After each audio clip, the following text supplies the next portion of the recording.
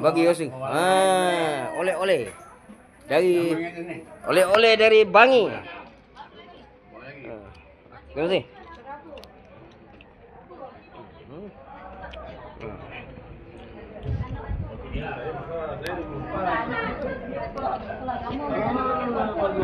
Tuan Haji apa? Saya lupa nama. Saya Zakwan. Tuan Haji Zakwan orang sini. Siapa saya Saya sini, saya koperasi. Tahulah. Apa pendapat dengan lawatan dia orang?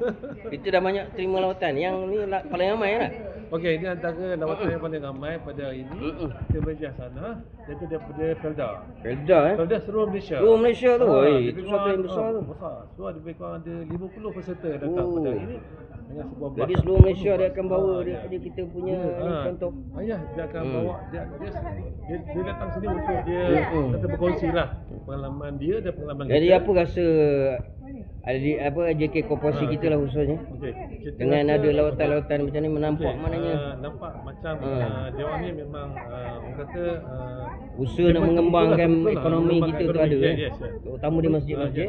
Jadi tiap-tiap masjid kalau boleh kita semua ada perniagaan macam ni. Apa saranan Tuan Haji? Saya pada usulnya yang datang lawatan ni lah. Okey, saya sarankan apa yang telah kita beritahu tadi, apa kita dah kongsikan tadi.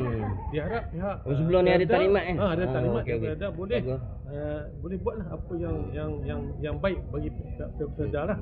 Untuk berjana ekonomi daripada pihak Felda dan semoga dia bawa balik idea-idea yang kita ada. Idea yang kita kongsi tadi.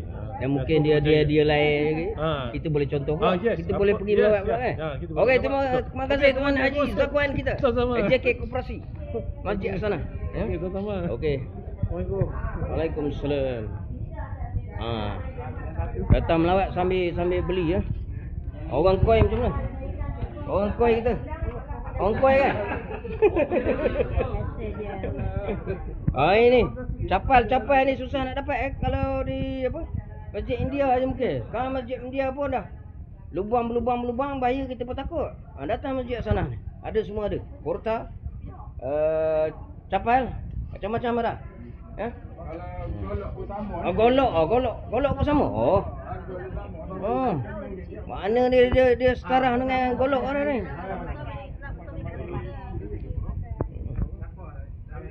Okeylah, terima kasih kepada semua ya. Semoga ada dapat sesuatu idea datang ke sini.